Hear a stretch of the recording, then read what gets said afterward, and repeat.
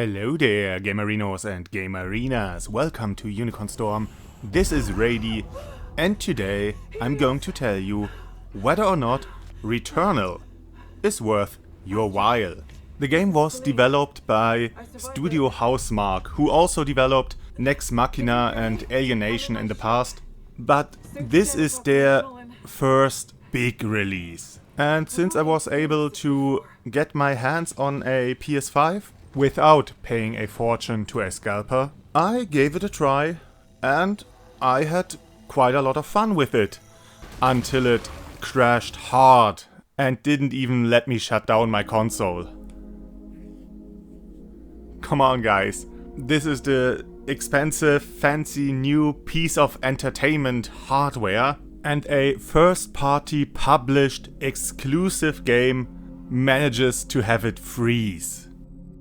But aside from that, I had a good time, and it's quite an intriguing game. I think the best way to describe this game would be Metroid, but as a rogue-lite game. A quite punishing rogue-lite game. You are playing as Selene, an intergalactic explorer who crashes her ship on an alien world. And now she has to explore this world to find a way to repair her ship or to get extracted or whatever. And after a short while, she stumbles upon the body of another intergalactic explorer who wears the same suit as her and has the same sidearm as her and even has the same designation as her. And well, she's quite noticeably distressed about it. Determined to learn more about this world and to find a way back home, she pushes onward just to find even more bodies that look like her and possess audio logs in her voice. I have tried everything. I'm always brought back by... There is a moment between death and rebirth when tentacles drag me down, screaming... It seems this isn't the first time she crashed on this world, and it seems she is not able to flee this world or die. Every time she dies, she gets back to the crash site and has to start over in an ever-changing world. Now, this isn't unexpected for a roguelike game, but it's neatly woven into the story. You have to find your past selves, you have to listen to the audio logs to share the fear and despair with your player character. She also comments on the world changing and adapting to her discoveries and exploration. Every time you begin a new cycle, you start with a handgun and nothing else, and you have to traverse a freshly shuffled game world. By finding treasure rooms or defeating stronger enemies, you get better equipment that you can only use in the current cycle. But by using it, you get more proficient with it, and your proficiency stays permanent. So even though you lose all your equipment after dying, the next time you find a piece of equipment, it's already stronger or has some bonus abilities that you unlocked in a previous cycle. You can also find corrupted materials and equipment that can, well, curse you and give you negative stat modifiers or even some nasty side effects like losing health whenever you pick up an item or having enemies explode into puddles of acid. You can find parasites that have beneficial as well as detrimental effects, and you will find a whole bunch of different weapons. Nothing too spectacular, like your standard shotgun, your machine gun, pistol, rifle, but often with some neat alt-fire abilities, like a lightning shot or a wide energy arc or grenades.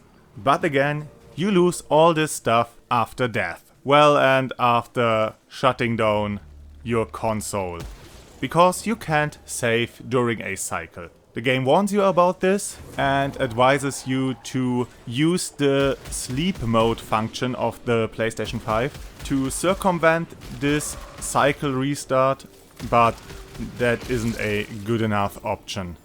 why isn't there a way to suspend your game? It doesn't have to be a permanent save. Just have a save and quit option so that you can shut down your system and just have the save file be erased when you continue the game. I mean, it works in something like Souls, why shouldn't it work in Returnal? I guess the randomized world and item distribution and enemy spawns and all that good stuff are a bit more complicated to handle for the system than a fully crafted world. But still, the game shouldn't force you to choose between abandoning a really good run or, well, playing past 3 in the morning. Because this isn't a short game, or more precise, you don't play in short sessions. This isn't FTL. This isn't Rogue Legacy. This isn't one of the million indie roguelike games on PC where you can play for 5 to 10 minutes before you either reach some kind of goal or have to start over. If you're playing well, a cycle can take quite a lot of time.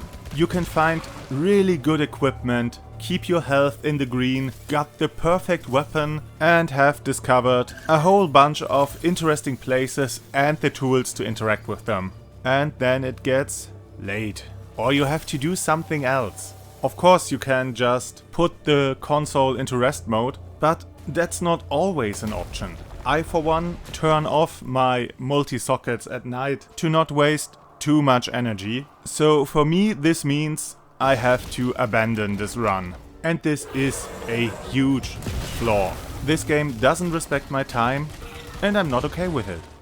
Aside from that, and that one hard crash, I don't really have any problems with this game. It can take a bit of practice to get to grips with the controls and movement and everything, but as soon as you get into it, it's a really great experience. The atmosphere is top notch and it has this Metroid Prime vibe. Even though the world is swarming with enemies, it has this abandoned and forlorn atmosphere. But not completely bereft of life. There are plants that react to you, dangerous creatures lying in wait for you, well, and of course the enemies, that come in a nice little variety. You have the standard ground types who run and jump around and, well, shoot at you, because everything shoots at you in this game. There are some flying monsters who shoot at you and some who charge at you. There are plant-like creatures who spit acid. There are heavies who deal and take a lot of damage. There are turrets and many more I haven't seen yet. Whenever you kill an enemy, you get adrenaline. And whenever you have enough adrenaline, you level up, kinda, and get some special abilities. But these adrenaline levels aren't permanent. They aren't even permanent in the current cycle, because as soon as you get hit enough by an enemy, your adrenaline gets reset and you have to build it up again from zero. That means as long as you're playing well, your character gets better and better and the game gets easier and easier. But as soon as you make a mistake, the game punishes you hard. And I guess that's the most important thing to say about this game. It is quite challenging. Things can go really bad, really fast, and you don't have a lot of options to recover. Yeah, you can find items or you can buy them with your precious currency you never have enough of, but the game puts a spoke in your wheel by randomizing item and enemy spawns and by having you hold on to only one weapon at a time, by, for the most part, don't giving you a way to reliably heal yourself, and by randomly having items you need for progression be cursed. Add to that enemies hit quite hard and that you don't have any after hit invincibility, though at least you are invincible while dashing. Not that it means much when multiple enemies fire rapidly at you. And then you die, and then you start over and lose everything. Well, aside from your proficiency. And from the, let's say, important progression items. Because there are some suit upgrades or modules that for some reason or another survive the reset and stay permanent on you. And you need those items to traverse further into the game world, to break through barriers, to use alien technology, and to interact with a lot of machines. And this is where the Metroid Prime aspect comes into play. Because the game world is divided into a million smaller rooms that are separated by doors and barriers. Some of these doors open automatically when you approach, and some of them need to be activated with a switch or a special ability. By exploring the game world, you will find more and more abilities that lets you interact with all kinds of progression stopping devices, or even gives you the ability to skip them entirely by moving around more efficient. And most of the time that's what you do. You find another room, maybe fight some enemies, and explore and discover. There isn't a big linear story told through millions of cutscenes, though there are some set pieces you can find that tell you more about your character and the situation she's in. But most of the time you're just alone in this world and have to observe and have to dive into this beautiful yet dangerous world. And while the game doesn't get outright scary, there are some neat cosmic horror elements in it, and also this kinda PT-like section I stumbled upon.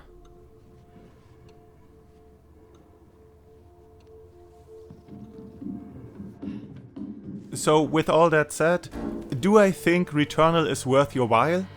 Well, yes, it's a great game. I mean, you have to like exploration games and you have to at least tolerate the rogue-like elements, but it offers a lot in terms of exploration of mechanics and exploration of a game world and experimentation. And yeah, I think this is a great example of a high-budget roguelike game. And maybe this opens the market to even more bigger games of this sort. And the game really makes use of the PS5 hardware. The game looks stunning, loading times are short, there are a million things happening simultaneously on screen. And I really like the use of the DualSense's haptic feedback. The rumble feature is nice, but not too special, since the Switch's HD rumble did the same thing 3 years ago. But the feedback on the triggers was a really neat idea. So you see, you can't just push in the left trigger all the way. The controller itself kinda stops you halfway and you have to actively press the button harder to switch into alt-fire mode. That's an awesome idea and a great evolution of the objectively best controller design, the GameCube controller, where you already had kinda analog triggers. So yeah, I'd say this game is a pretty strong PlayStation 5 exclusive. I just hope they patch in an option to suspend the game without resetting the current cycle. And then it's as perfect as a roguelite can be. And with that, I bid you adieu. Have a great day, and I hope to see you again on the next game.